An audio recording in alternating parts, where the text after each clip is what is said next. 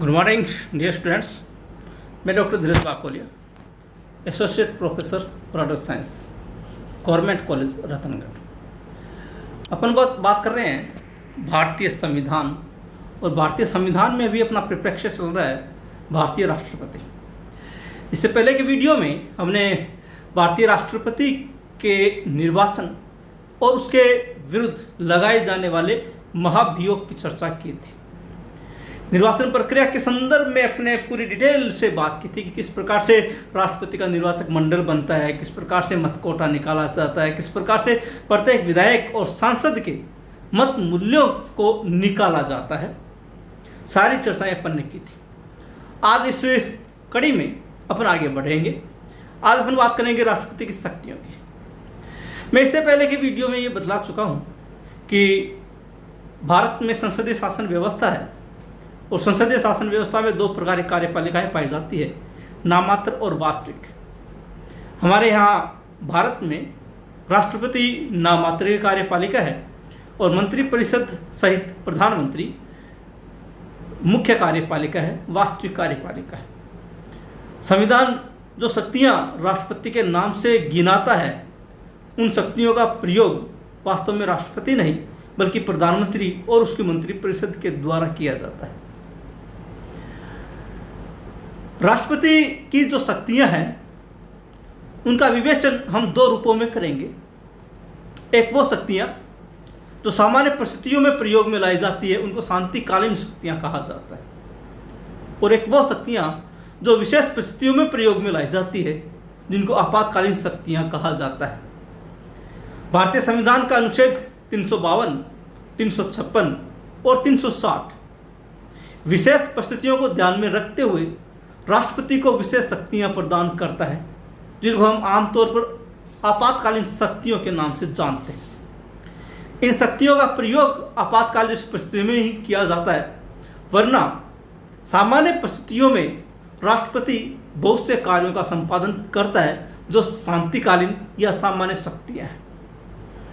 मैं भी जैसे कह चुका हूँ कि ये सारी शक्तियाँ राष्ट्रपति के नाम से गिनाई गई है, लेकिन वास्तव में राष्ट्रपति इन शक्तियों का प्रयोग स्वयं में नहीं करता बल्कि अपनी मंत्रिपरिषद के माध्यम से करता है। मंत्रिपरिषद ही वास्तविक शक्तिशाली है, वास्तविक कार्यकारी है। और इसी कारण से जब हमने राष्ट्रपति की उन्मुक्तियों की बात की थी, तब यह भी बात आई थी कि चूंकि राष्ट्रपति स्वयं इन शक्तियों का प्रयोग नहीं करता, इस कारण से उसके विरुद्ध किसी भी न्यायालय में मुकदमा भी नहीं चलाया जा सकता। चूंकि शक्तियां राष्ट्रपति की है, इसलिए हम ये मानकर चलेंगे कि राष्ट्रपति इन शक्तियों का प्रयोग करता है, भले ही वो अपने अधीनस्थ जो मंत्रिपरिषद है उनके माध्यम से करता। चलिए शुरुआत करते हैं राष्ट्रपति की शक्तियाँ। आपसे निवेदन, अगर आपने चैनल को सब्सक्राइब नहीं किया है तो कृपया चैनल को सब्सक्राइब करें, लाइक करें, शेयर करें, कमेंट करें, बेल आइकॉन को दबाएं ताकि आने वाले वीडियोज़ का नोटिफिकेशन भी आपको मिलता रहे। ये बात भी ध्यान में रखें, जो हम चैप्टर कर रहे हैं वो उस समस्त प्रतियोगी परीक्षाओं की तैयारी करने वाले अभ्यर्थियों के लिए आवश्यक है, चाहे वो किसी भी प्रकार की तैयारी क्यों न करें, क्योंकि भारतीय संविधान एक ऐसा पहलू है जो हर परीक्षाओं में पूछा जाता है।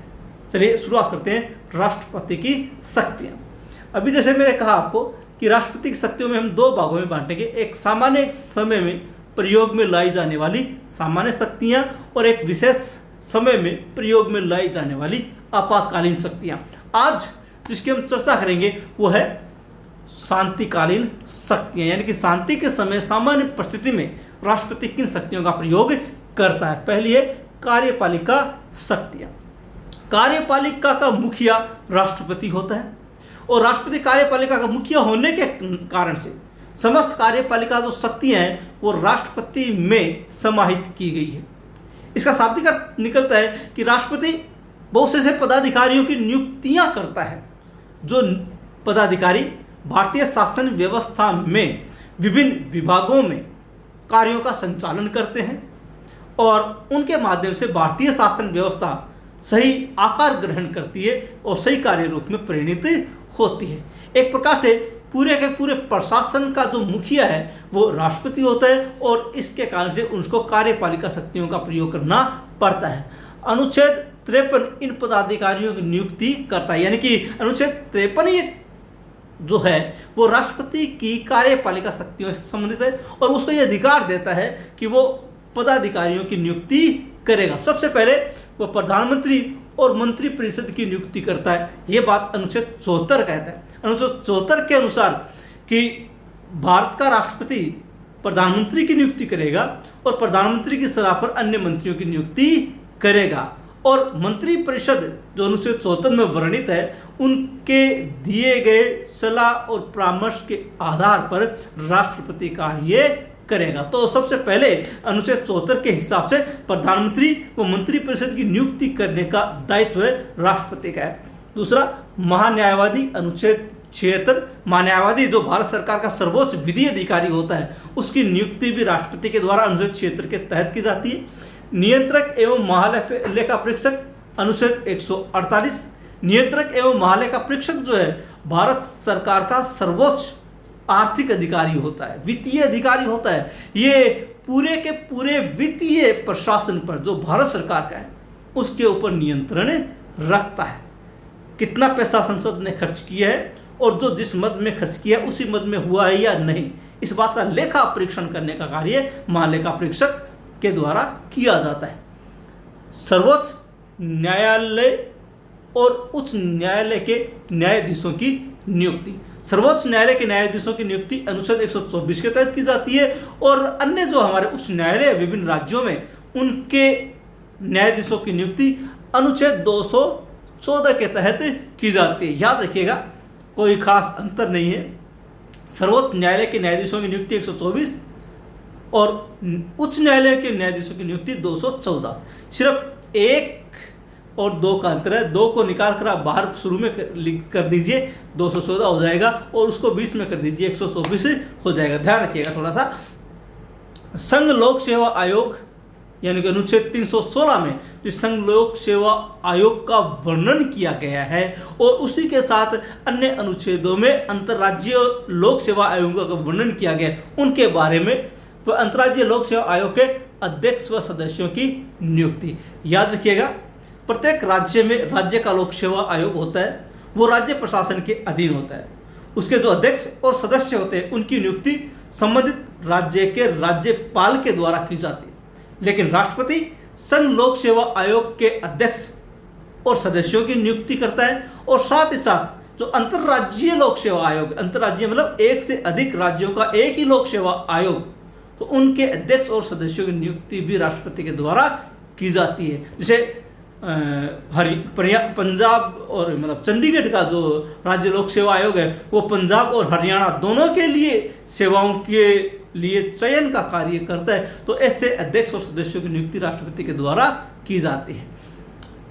वित्त आयोग, भाषा आयोग, केंद्र शासित क्षेत्र के प्रशासक की नियुक्ति और राजदूतों की नियुक्ति, इनकी नियुक्ति भी राष्ट्रपति के द्वारा की जाती है। हम ये जानते हैं कि अनुच्छेद 280 के तहत प्रति 5 वर्ष के उपरांत राष्ट्रपति एक वित्त आयोग की नियुक्ति करता है।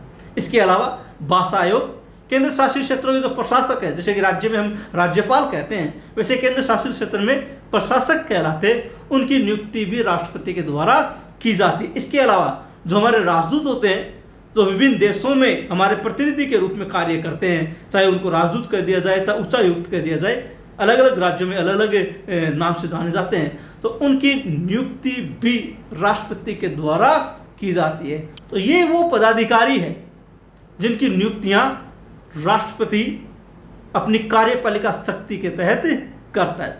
ये भी याद रखिएगा कि जिनकी नियुक्तियां राष्ट्रपति करता है उनको हटाने का अधिकार भी राष्ट्रपति को ही है। हालांकि कुछ ऐसे पद है जिनको वो डायरेक्ट नहीं हटा सकता, जैसे कि प्रधानमंत्री और मंत्रिपरिषद वो नियमों में बंधे हुए। महान्यायवादी के विरुद्ध महाभियोग की प्रक्रिया के द्वारा हटाया जा सकता है। नियंत्रक एवं महालेखा परीक्षक, सर्वोच्च न्यायालय और उच्च न्यायालय के न्यायाधीश, इनको हटाने की एक अलग प्रक्रिया है। बाकी अन्य पदाधिकारियों को राष्ट्रपति उनके पद से हटा भी सकता है। दूसरी है विधायी शक्तियां, यानी कि वो शक्तियां जिनके माध्यम से विधायी कार्य यानी कि कानून निर्माण संबंधी कार्यों का संपादन होता है, उन कार्यों को भी संपादित करने का अधिकार राष्ट्रपति के पास है। जैसे संसद को आमंत्रित सत्रावसान व लोकसभा को भंग करना। देखिए 3 अलग अलग शब्द है। संसद को आमंत्रित करना, यानी कि संसद का जब भी अधिवेशन बुलाया जाता है तो उसको आमंत्रित करने का, यानी कि संसद को, सदन को आह्वान करने का, उसकी बैठकें बुलाने का अधिकार राष्ट्रपति के पास है। हमारे यहाँ भारत में संसद के वर्ष में कम से कम 3 अधिवेशन होते हैं। हालांकि संविधान ये कहता है कि वर्ष में कम से कम 2 अधिवेशन होने चाहिए और 2 अधिवेशनों के बीच 6 माह से ज़्यादा का अंतर नहीं होना चाहिए। लेकिन हमारे यहाँ 3 संसद सत्र आयोजित किए जाते हैं। एक बजट सत्र होता है मार्च अप्रैल में, एक मानसून सत्र होता है जुलाई अगस्त में, एक शीतकालीन सत्र होता है अक्टूबर से लेकर दिसंबर के बीच में। इसके अलावा भी हमारे यहाँ समय समय पर संसद के सत्र आमंत्रित किए जाते हैं। आमंत्रित करना यानी बैठ के बुलाने का कार्य राष्ट्रपति का। सत्रावसान करना यानी कि सत्र की समाप्ति करना, सत्र की समाप्ति करने का अधिकार राष्ट्रपति के पास है। और एक बात याद रखिएगा, अगर कुछ समय के लिए संसद को स्थगित करना हो, जैसे 1 घंटे के लिए, 2 घंटे के लिए, 1 दिन के लिए, तो ये कार्य संबंधित सदन का अध्यक्ष करता है। जी, लोकसभा को स्थगित करना है तो लोकसभा का अध्यक्ष करेगा, राज्यसभा को स्थगित करना है तो राज्यसभा का सभापति करेगा।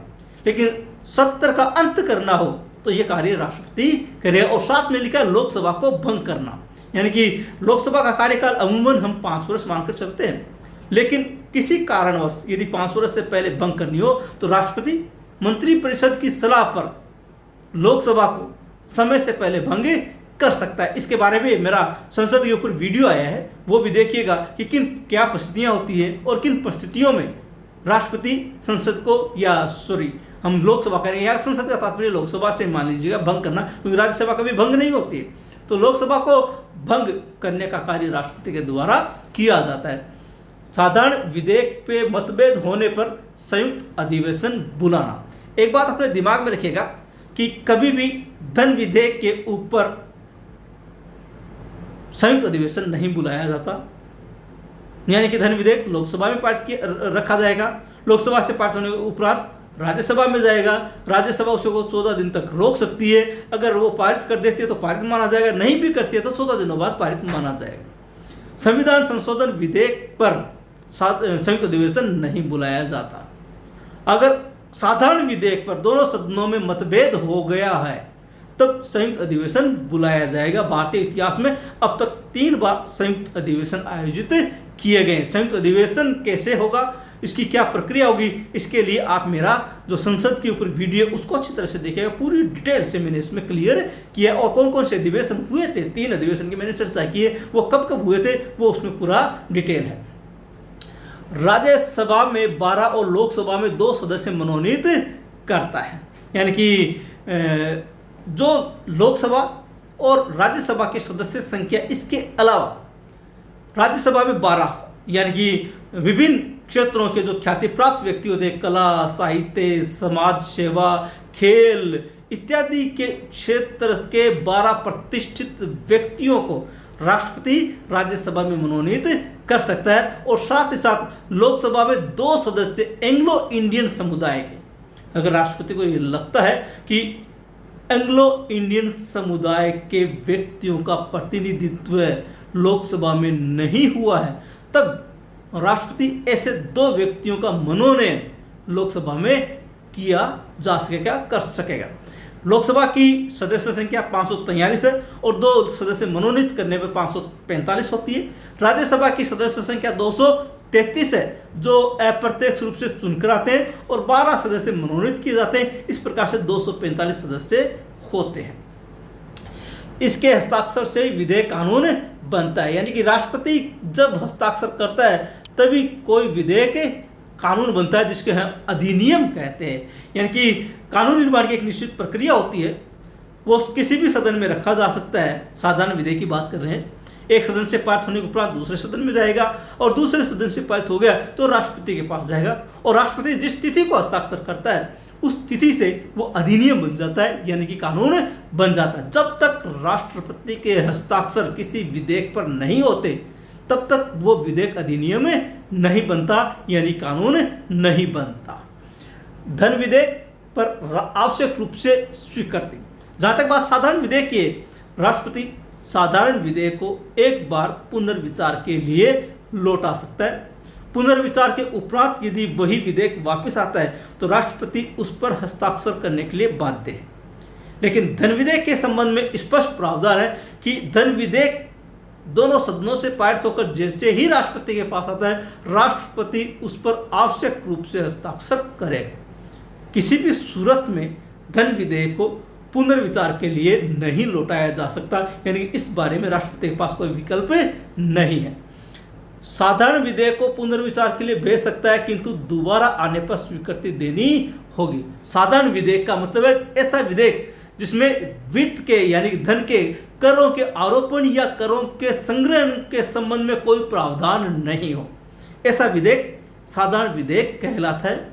और साधारण विधेयक जब एक सदन से पारित होकर दूसरे सदन में चला जाता है, दूसरे सदन से पारित होने के उपरांत राष्ट्रपति के पास हस्ताक्षर के लिए जाता है, ऐसे समय में राष्ट्रपति के पास ये अधिकार है कि वो उस विधेयक को एक बार पुनर्विचार के लिए लौटा सकता है।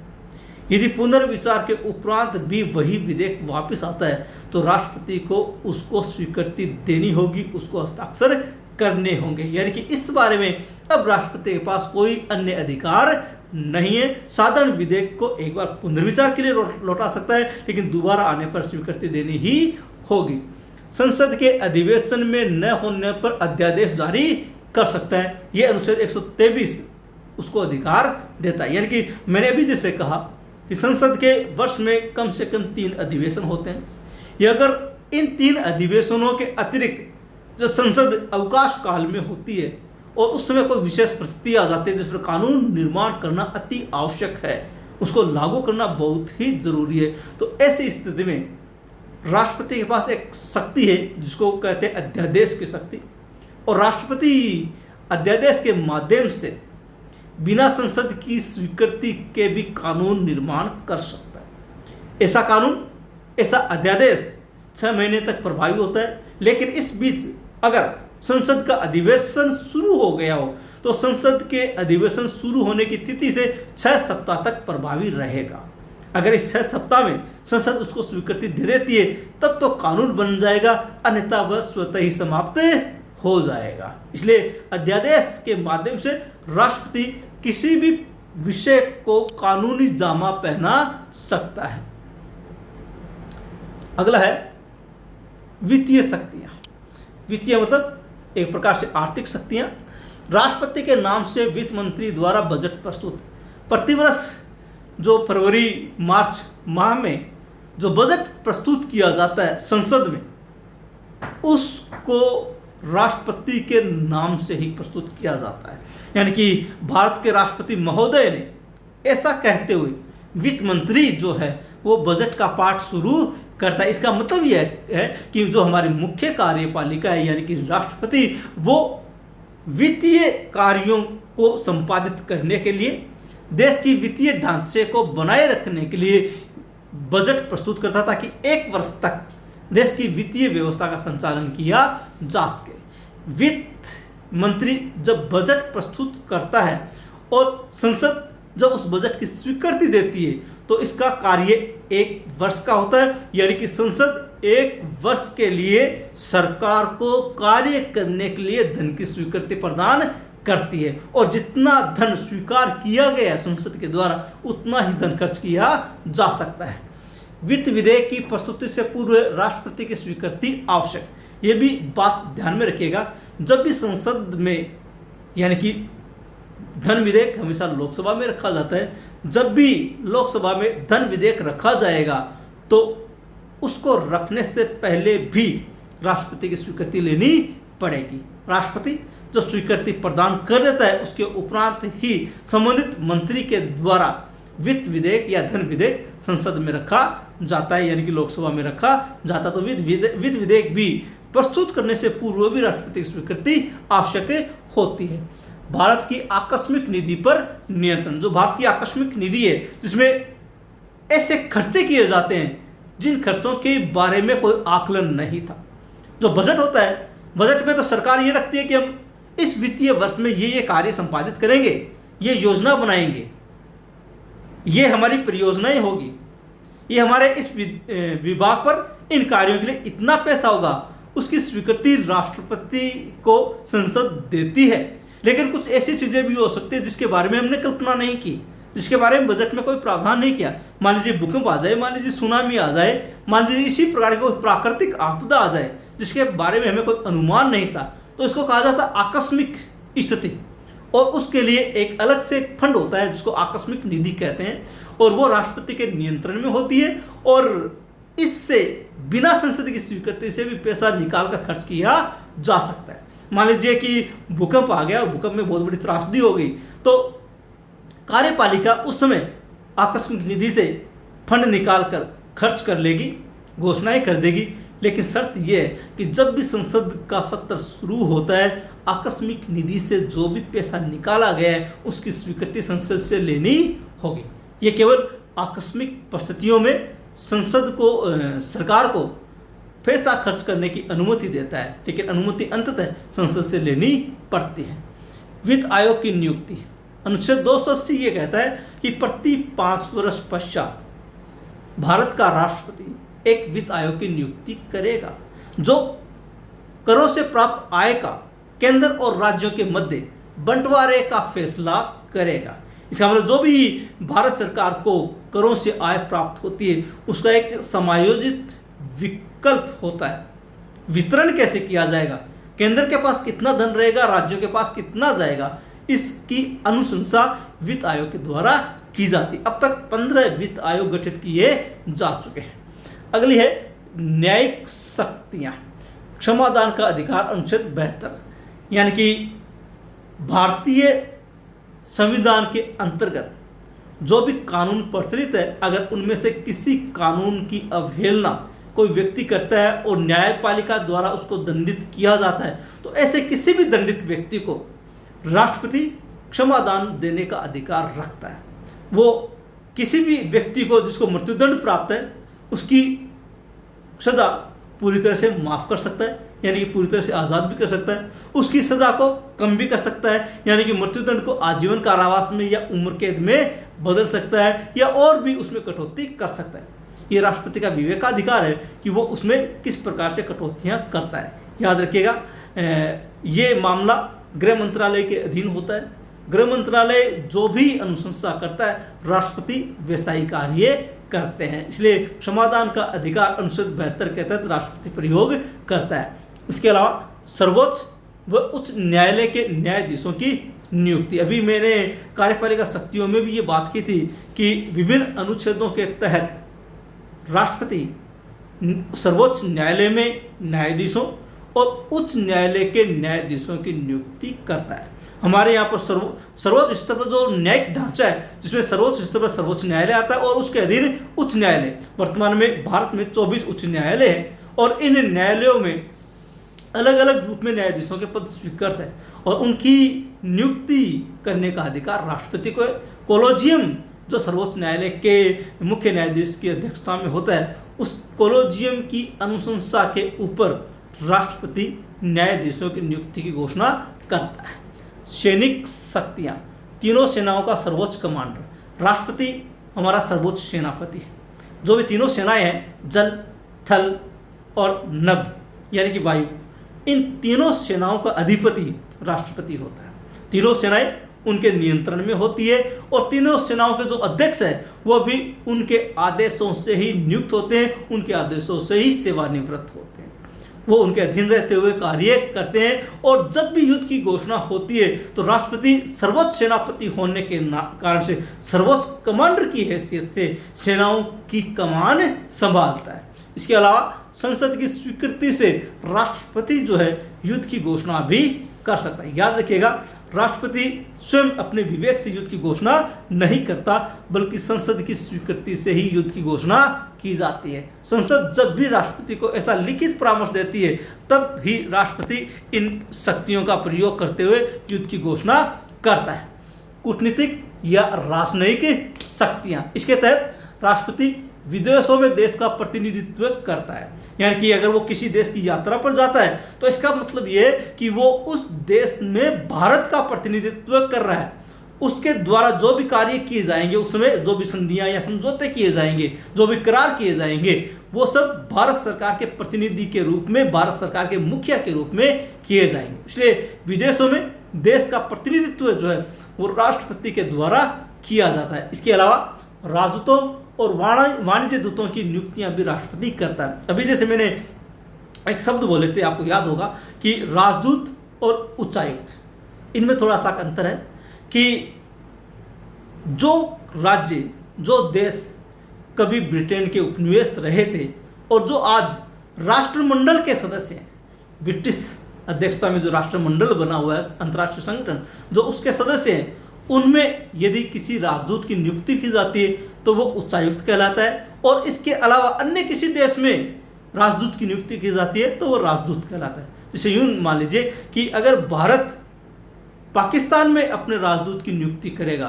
तो वो उच्चायुक्त कहलाएगा, और भारत अगर अमेरिका में राजदूत की नियुक्ति करेगा तो वो राजदूत कहलाएगा, क्योंकि पाकिस्तान राष्ट्रमंडल का सदस्य है लेकिन अमेरिका राष्ट्रमंडल का सदस्य नहीं है। इसलिए राष्ट्रमंडल के सदस्यों के राज्यों में अगर राजदूत की नियुक्ति की जाती है तो वह उच्चायुक्त कहलाता है। इसके अलावा अन्य देशों में जो जिन व्यक्तियों की नियुक्ति की जाती है हमारे प्रतिनिधि के रूप में, तो वो राजदूत कहलाता है। इसके अलावा अंतर्राष्ट्रीय संधियां और समझौते राष्ट्रपति के नाम से किए जाते हैं, यानी कि चाहे कोई भी व्यक्ति भारत सरकार की तरफ से, चाहे प्रधानमंत्री, चाहे कोई मंत्री किसी भी देश के साथ किसी भी प्रकार का संधि या समझौता करता है तो वो सारे के सारे संधि और समझौते भारत के राष्ट्रपति के नाम से किए जाते हैं। यानी कि चूंकि मुख्य कार्यपालिका भारत का राष्ट्रपति है, भले ही नाम मात्र के ही क्यों न हो, लेकिन कार्य राष्ट्रपति के नाम से किए जाएंगे, इसलिए संधियां और समझौते भी राष्ट्रपति के नाम से किए जाएंगे।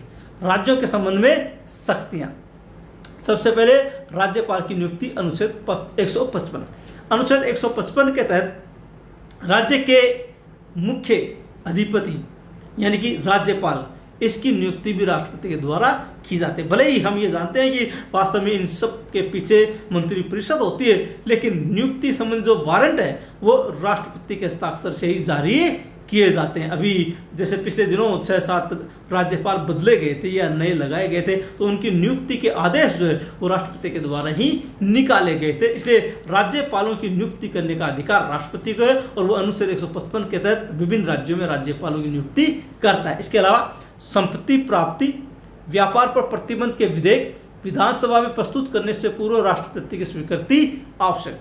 यदि किसी भी राज्य में संपत्ति प्राप्त करने के संबंध में कोई विधेयक रखा जाता है या व्यापार पर प्रतिबंध करने के संबंध में कोई विधेयक रखा जाता है, मान लीजिए कि राजस्थान ने पंजाब के साथ व्यापार का प्रतिबंध करना चाहता है, तो ऐसा विधेयक वो विधानसभा में रख तो सकता है, लेकिन इससे पूर्व राष्ट्रपति की स्वीकृति लेनी पड़ेगी। राष्ट्रपति यदि स्वीकृति दे देता है तभी संबंधित विधेयक संबंधित राज्य की विधानसभा में प्रस्तुत किए जा सकते हैं, अन्यथा नहीं। याद रखिएगा, ये बहुत महत्वपूर्ण बात है। संपत्ति प्राप्त करने संबंधी विधेयक और व्यापार पर प्रतिबंध के संबंधित विधेयक विधानसभा में रखने से पहले राष्ट्रपति की स्वीकृति आवश्यक होती है। इसके अलावा सर्वोच्च न्यायालय से परामर्श करने का अधिकार, अनुच्छेद 143 भारत के राष्ट्रपति को सार्वजनिक महत्व के प्रश्न पर कानूनी परामर्श लेने का अधिकार देता है। ऐसे बहुत से मामले हमारे सामने आए हैं जब भारत के राष्ट्रपति ने सर्वोच्च न्यायालय से परामर्श मांगा है। याद रखिएगा, परामर्श होता है वो कभी बाध्यकारी नहीं हो सकता। एक एग्जांपल देता हूं आपको कि एक बार राष्ट्रपति के चुनाव होने थे और 2 राज्यों की विधानसभाएं भंग थी। चूंकि राष्ट्रपति के निर्वाचक मंडल में ये संवैधानिक शर्त है कि राष्ट्रपति के निर्वाचक मंडल में संसद के दोनों सदनों के निर्वाचित सदस्य और राज्यों की विधानसभाओं के निर्वाचित सदस्य भाग लेते हैं। इसका मतलब कि 2 राज्यों की विधानसभाएं कार्यरत नहीं थी, वो भंग थी। ऐसे में राष्ट्रपति का निर्वाचक मंडल पूरा नहीं हो रहा था। तब राष्ट्रपति ने सर्वोच्च न्यायालय से परामर्श मांगा कि चूंकि जो राष्ट्रपति का निर्वाचक मंडल है वो पूर्ण नहीं हो रहा, उसमें रिक्ति है, तो क्या ऐसी स्थिति में राष्ट्रपति का निर्वाचन हो सकता है। तो सर्वोच्च न्यायालय ने परामर्श दिया कि राष्ट्रपति का निर्वाचन संवैधानिक बाध्यताओं में बंधा हुआ है।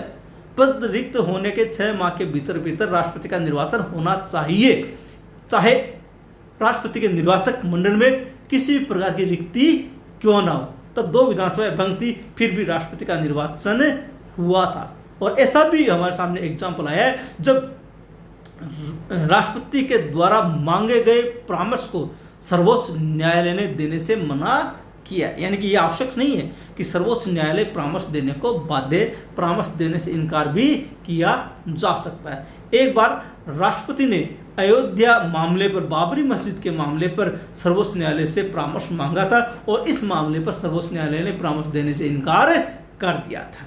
तो यह है राष्ट्रपति की शांतिकालीन शक्तियां जो सामान्य परिस्थितियों में प्रयोग में लाई जाती हैं।